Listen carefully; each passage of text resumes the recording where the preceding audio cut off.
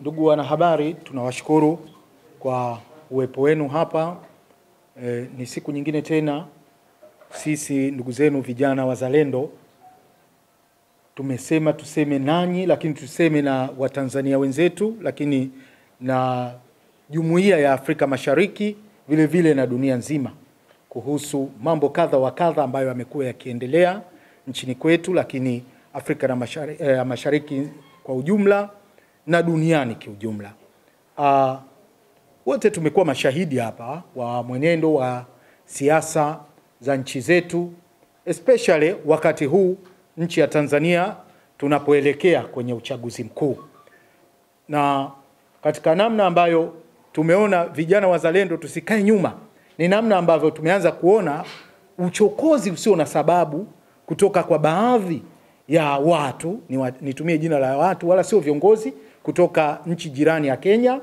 Hawa wamepata majibu yao, lakini tukasema tusikae kimya. Majibu ya kwanza wameyapata huko Kenya. Na tuseme tu kwa marafiki zetu vijana wazalendo wa Kenya, tunawashukuru wakiongozwa na kiongozi wao mzee wetu Musalia Mudavadi kwa namna ambavyo wametoa matamko ya moja kwa moja kuhusu haki na mwenendo wa kisheria wa kila nchi pale ilipo. Atakayeingilia mambo ya nchi nyingine atashughulikiwa na mamlaka za nchi husika kadiri inavyotakiwa. Kwa hiyo tumesikia sauti za vijana wenzetu wazalendo wa Kenya, lakini mzee wetu Musalia Mudavadi tunamshukuru kwa kutoa mwongozo na kwa nafasi yake. Anapoongea tunajua mzee ameongea, lakini zaidi ya yote kiongozi ameongea. Tumepokea salamu nyingi sana kutoka kwa vijana wazalendo wa nchini Kenya wakitueleza namna ambavyo hao wanaojiita wanaharakati walikuwa ni watu waliosababisha mauaji nchini Kenya mwaka 2007 wakati wa uchaguzi mkuu wa Kenya, ambao kimsingi ilikuwa wazi upande fulani ulishinda kwa haki, lakini mama huyu na wenzake na niwe wazi tu, mama Martha Karua alikuwa mmoja wa watu ambao mpaka leo vijana wazalendo wa Kenya wanamlalamikia kwa vitendo vyake alivyovifanya vya kubatilisha matokeo, lakini ya kuweza kusababisha mauaji ya marafiki zetu vijana wenzetu wa Kikenya. Hatuwezi kumchekea pale tunapoona anavuka mipaka, anakuja kwa lengo lile lile la 2007 alilolifanya kule Kenya. Kwa nafasi hii kwanza tunavipongeza vyombo vya ulinzi na usalama vya nchi yetu ya Tanzania kwa umakini. Wasije wakasema tuna vijana wazalendo hapa nchini lakini haya tunayoyafanya ni kama hawayaoni. Lakini matokeo ya haya kama tungeacha kutekeleza wajibu wetu, wa vijana hawa wangejitokeza kutulaumu. Sisi tunasema tunawapongeza sana. Kazi yao ni nzuri na tunawaambia waendelee nayo. Waendelee nayo. Bahati nzuri hata vijana wazalendo wenzetu wa Kikenya wametamani aina hii ya kazi iendelee, kwa sababu hii sio aina ya nchi ya kuchezea ya kumuona mtu ukamshikashika unapotaka wewe, ukaamua tu kuivamia, ukaamua kwenda kwenye shughuli zake za ndani kwa kadiri wewe unavyodhani inawezekana.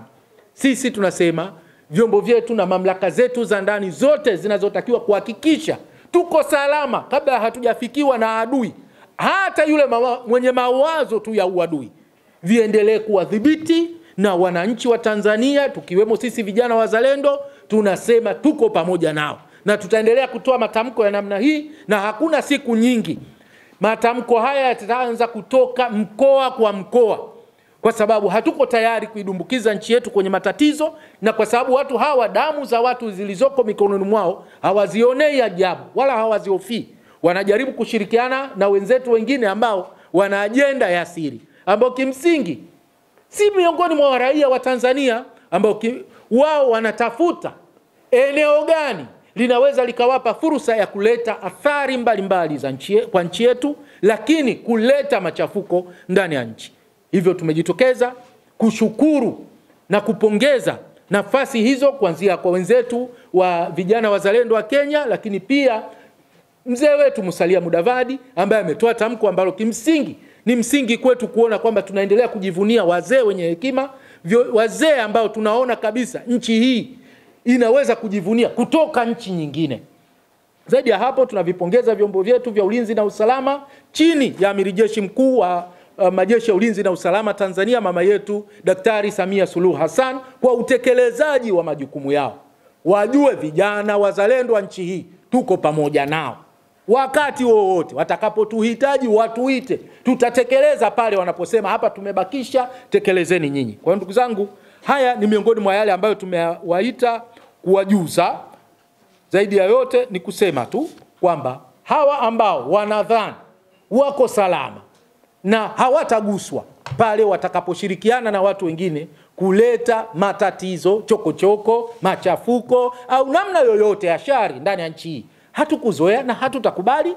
Na wajue tu rais wetu yuko imara, na ndio maana vyombo vya ulinzi na usalama vinamtii na vinatekeleza majukumu yake kwa haraka kabisa. Nisiwe na mengi kwa sababu niko na mwenzangu, naomba na yeye aseme mawili matatu. Karibu Jimmy.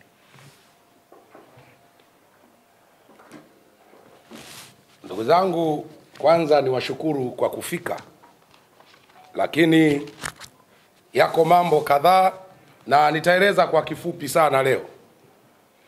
Yako mambo kadhaa ambayo ni muhimu sisi vijana wazalendo wa taifa hili tunapaswa kuyasema bila uoga, bila aibu, bila kumuonea yeyote.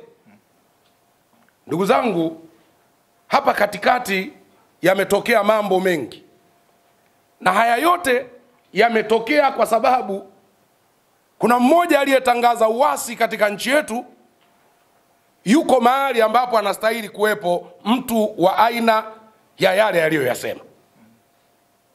Sasa kumetokea na chokochoko kutokea kwenye taifa la Kenya, na ikumbukwe yapo mahusiano mazuri sana kati ya hizi nchi mbili, na haya mahusiano hayajaibuka from nowhere.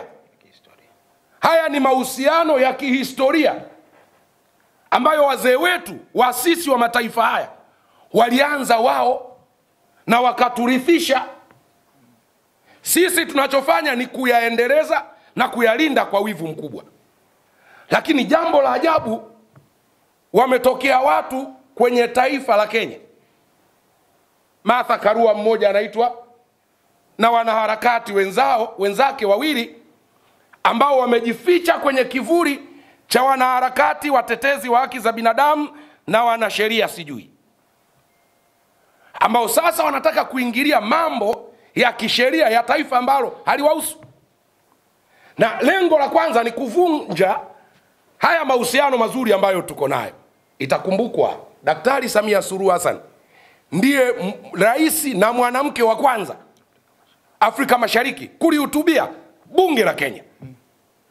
Haya hayaji tu, ni mahusiano bora ambayo yamejengwa kwenye haya mataifa mawili.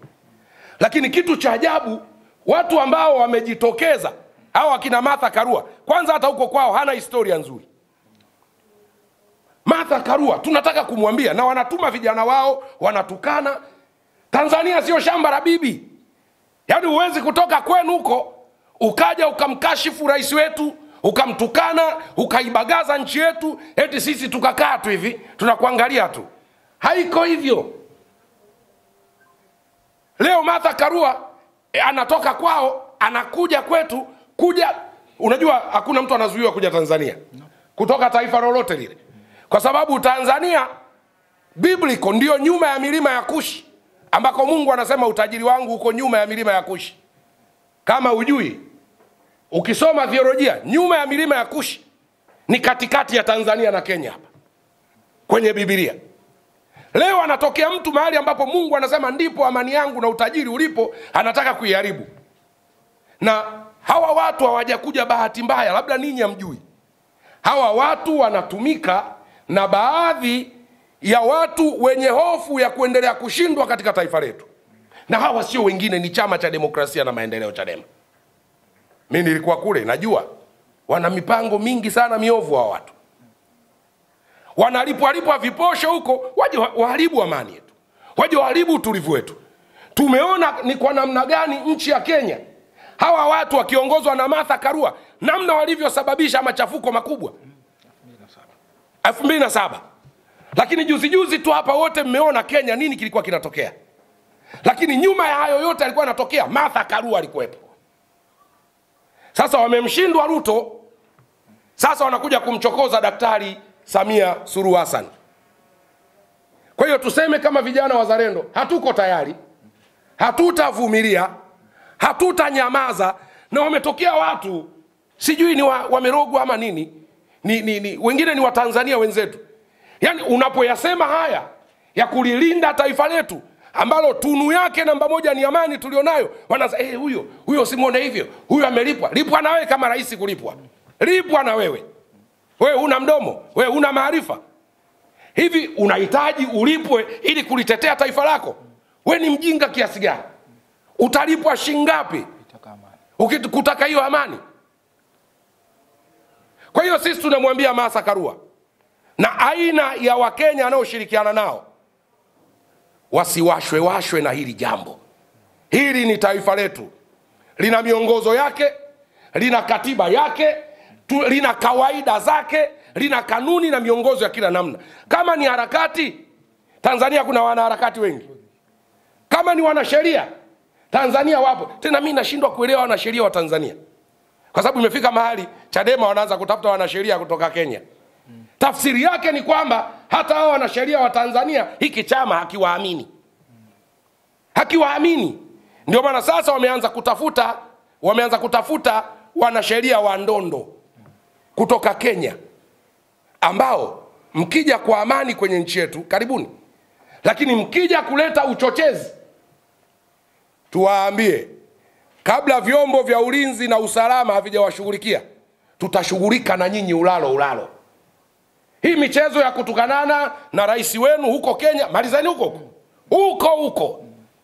Tumeona watu wanaongea sana kwenye mitandao. Halafu nchi ya Tanzania kuna vijana wengi, hakuna kijana anatoka anasema hii sio sawa sawa. Unapompiga, ukitaka kuwatawanya kondoo, sharti la kwanza ni lazima apigwe mchungaji. Sasa sisi kama kondoo wa taifa hili, we are not ready kuona rais wetu ambaye ndio mchungaji mkuu wa taifa anabagazwa na mtu yoyote. Kwa hiyo tukwambie Martha Karua, mshukuru Mungu, vyombo vyetu vya ulinzi na usalama ni watu wenye hekima na wanafuata taratibu, walikurudishia pale. Ukija kuleta uchokonozi siku nyingine, hatutakuacha.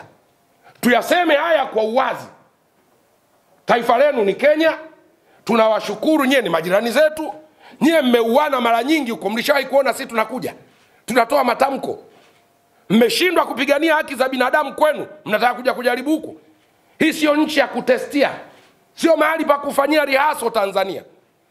Na tumpongeze rais wetu wa Jamhuri ya Muungano wa Tanzania, Mheshimiwa Daktari Samia Suluhu Hassan, kwanza kwa uvumilivu alionao.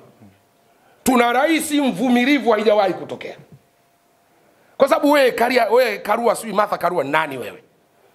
Ulikuwa unaweza tu hapa kushughulikiwa na ndugu zako wa Kenya, habari zako wakazisahau ukiwa hapa. Huwezi kuja kwenye nchi yetu ukachochea sisi tuvurugane. Kama mnavurugana, vuruganeni kwenu, sio hapa. Na tumeona leo wanaowatumia hawa watu, wanatumiwa na hawa watu wa Chama cha Demokrasia na Maendeleo. Leo wametoka hadharani wanasema chama chetu kiko imara. Kuna wale matajiri wa kwenye mitandao wanatangazaga mimi na hela, hawanaga kitu wale. Ungekuwa imara watu wangekuona tu uko imara. Jambo ambalo Watanzania hawalijui, chama hiki mwenyekiti kimebaki na watu watatu. Yaani niko mtu tatu ndani ya traki moja. Chama cha Demokrasia na Maendeleo hakiko imara, kiko maututi, kiko ICU kinapumulia gesi. Chama kimekuwa cha watu watatu. Ni chama cha Heche, ni chama cha Lissu, ni chama cha Lema. Hata huyu mnayemuona Mnyika yuko njiani kuondoka, ni jambo la muda. Hata Boni hayumo. Ni chama cha watu watatu tu, Lissu, Heche, Lema. Hawashauriki, ndio maana unaona chama chao kila mtu anaondoka. Na thanks God wanaondoka kwenye hicho chama ni watu makini kama wakina Benson Kigaila, wakina Salum Mwalimu, watu waliojenga hicho chama. Kwa sababu chama kimebakia mikononi mwa watu watatu. muda sio mrefu mtakuja kuniambia Mnyika na yeye yuko safarini, na yeye amechoka kuburuzwa na watu watatu ambao leo wanakuja kusema unajua watu umekataa siasa za ulaghai sasa hivi. Kwa hiyo kumbe mwanzoni kichama chenu kilikuwa kwenye siasa za ulaghai. Mnataka kutuambia nini? Wao wameshindwa, sasa wanawatumia Wakenya. Ngoja niwaambie ndugu zangu wa Tanzania ambao mnashirikiana na hawa Wakenya, uwe Mtanzania uwe Mkenya, ukileta viashiria vya kuvuruga amani ya taifa hili hautakaa salama. Hautakaa salama. Kabla vyombo havijakushughulikia, vijana wazalendo wa taifa hili watashughulika na nyinyi. Chama kimewafia, sasa mnaanza kuleta watu wengine ili kuleta mpasuko kwenye taifa letu. Kwa hiyo mwambieni Martha Karua, tena mnamponza asije kwenye taifa hili kwa namna aliyokuja sasa hivi. Tumeona baadhi ya Wakenya wanasema Watanzania hawataki twende kwao. Tanzania kuna Wakenya wengi. Kwenye hii hoteli ambayo tuko sasa hivi kuna zaidi ya Wakenya 6 wanafanya kazi hapa. Nani anawabugudhi?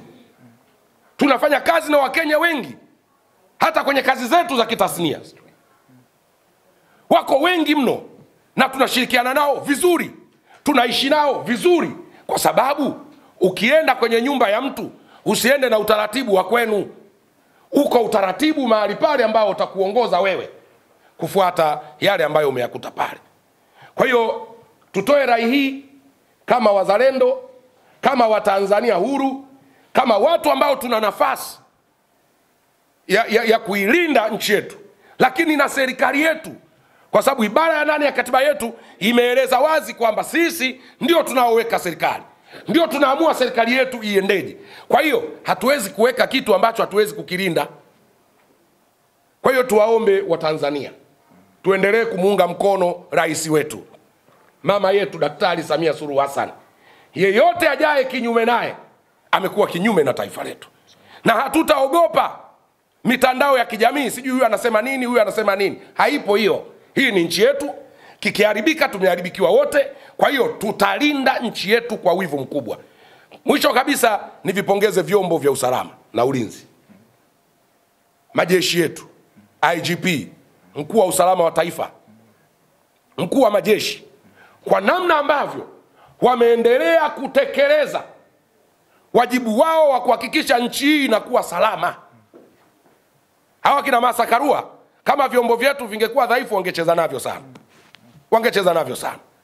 Kwa hiyo tunawapongeza vyombo vyetu vya ulinzi, kazi yenu ni njema. Rai yangu ya mwisho kwa wa Kenya wanaotumwa, kwa sababu serikali ya Kenya imeshatoa official statement kwamba haitambui, haijawaagiza, ni viherehere vyao. Martha Karua, acha kuwashwa na taifa hili. Hili sio taifa lako. Kwenu ni Kenya, sisi ni majirani tu.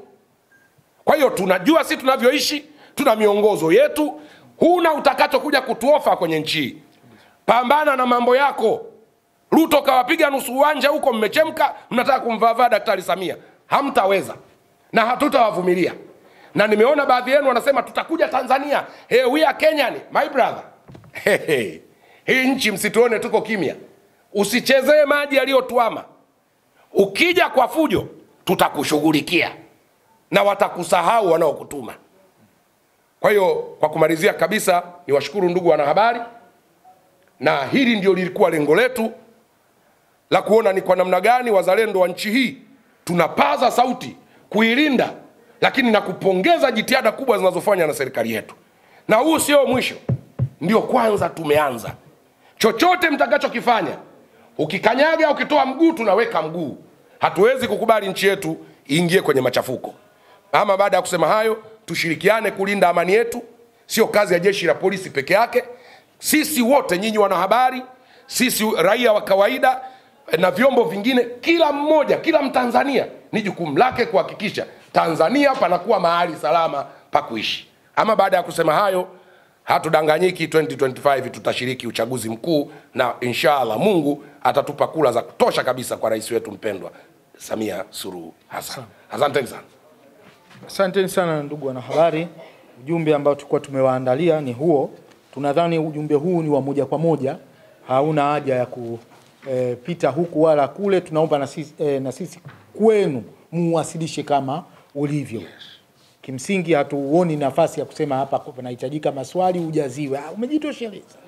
Ni ujumbe unaokwenda kwa watu fulani uwafikie.